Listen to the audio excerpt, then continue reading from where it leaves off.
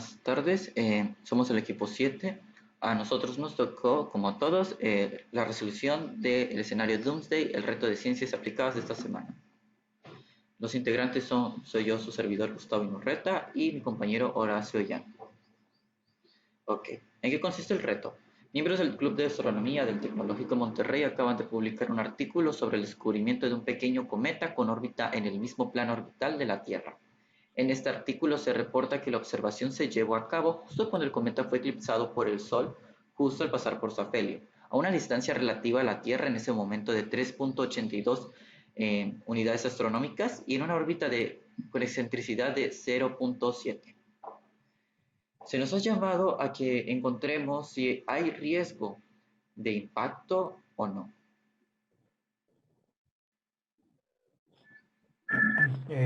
Algunos puntos clave de este texto es que nos menciona que están eclipsados. Eso nos da a entender que la Tierra, el Sol y el cometa se encuentran alineados.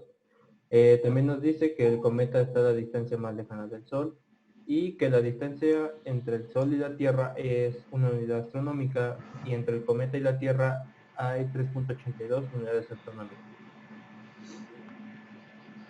Ahora, ¿deberíamos alarmarnos?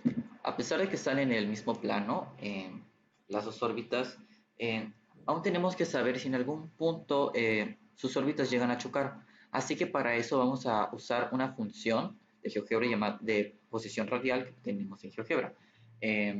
Esta es igual a el valor de A, que es alfa, que es igual a 1, entre 1 menos la excentricidad por el coseno X. La excentricidad depende del astro. Para la Tierra usaremos 0.017 y para el cometa 0.0777. Y las trayectorias las podemos visualizar de esta manera. Como nos damos cuenta, en dos puntos se intersectan, así que ya nos podemos empezar a preocupar un poco, pero aún no tanto.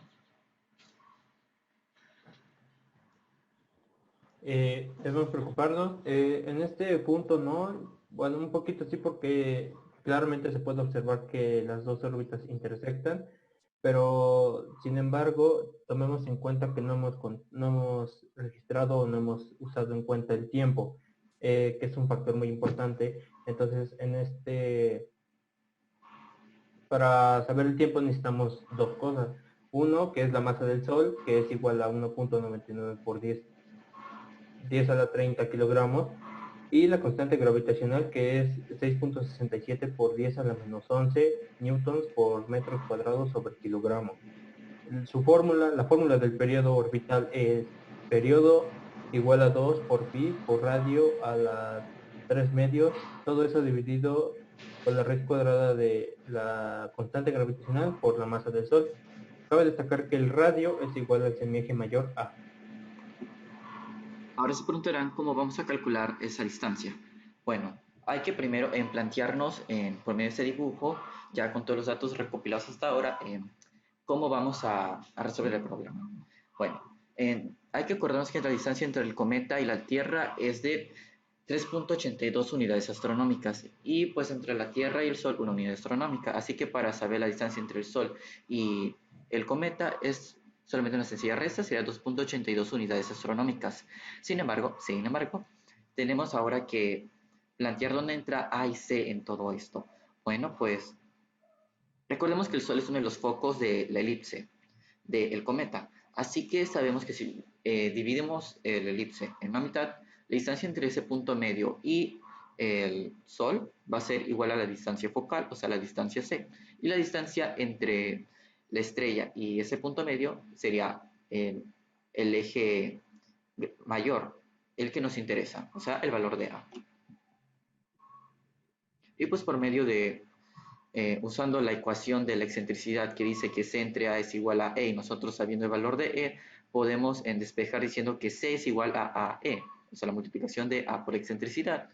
Y pues haciendo todos estos despejes como ven en pantalla, podemos obtener el valor en unidades astronómicas del valor de A, que luego lo pasamos a metros, que es como nos importa. Después de obtener el valor de A o el semieje mayor, lo usamos en la fórmula del periodo. vamos a sacar el periodo del cometa, ya que el de la Tierra es 365 días, que es igual a un año. Entonces, al cambiar todos los datos, nos da un resultado en toda esa cifra numérica, segundos. Entonces, sí nos sirve, pero sería más útil en años. Entonces, ya haciendo las respectivas conversiones, nos sale que el periodo del cometa es igual a 2.06 años. Ok, ahora, ¿en qué nos va a servir esto? Bueno, aquí vamos a plantearnos, hay que recordar que para la Tierra, cuando va a completar su año en una órbita y el cometa en dos. Así que vamos a intuir un poco. Vamos a decir que cuando la Tierra haya completado una órbita, apenas el cometa habrá recorrido la mitad de su, de su órbita. ¿Por qué? Porque recordemos que a distancias, según la segunda ley de Kepler, a áreas iguales se recorren en tiempos iguales. Y la única forma de dividirlo en áreas pues iguales, ya que es una elipse y a veces es muy complicado determinar los puntos, lo más factible es solamente dividir en cuatro partes, o sea, las dadas ya por los ejes, a la elipse que nos interesa. Ahora, si nos damos cuenta que cuando la Tierra haya recorrido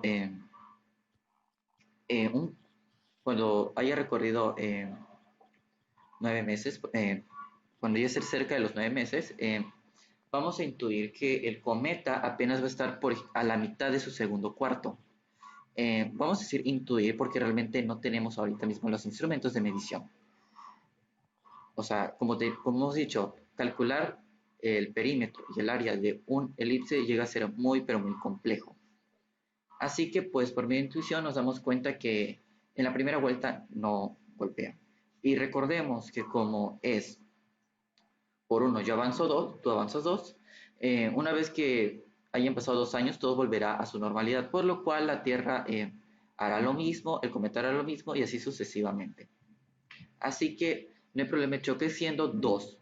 Ahora, recordemos que tenemos un valor 0,6. Probablemente ese valor 0,6 nos vaya a afectar a largo plazo. 10 años, no. 100 tal vez. 1000, probablemente ya no existamos. Pero como acabamos de ver, no tenemos a veces suficientes datos. ¿Cuál es la conclusión?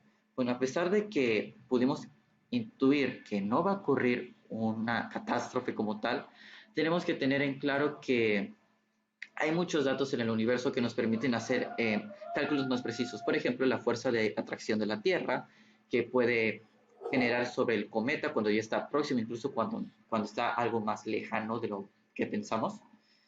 Puede ser, oye, vente para acá y pum, se viene el cometa y pum, ya morimos todos. O igual la masa del meteorito podría afectar la velocidad. Sin embargo, también podemos proponer ciertos métodos ante una situación de gran magnitud. Por ejemplo, Por ejemplo, hay una técnica que se apenas está simulando o apenas en un proceso de desarrollo que la técnica se llama impacto cinético. Es en la cual consiste en enviar una nave para chocar contra el meteorito y desviar su rumbo. Que como le dije es apenas algo simulado, pero nos da una idea de cómo podemos llegar a solucionar este tipo de fenómenos y así poder tener más posibilidades de sobrevivir ante este fenómeno. ok, entonces para terminar con este video, nada más les quiero recordar que mientras más conozcamos de nuestro propio universo, más dominio tendremos sobre él. Muchas gracias por haber visualizado este video. Aquí están las referencias. Muchas gracias.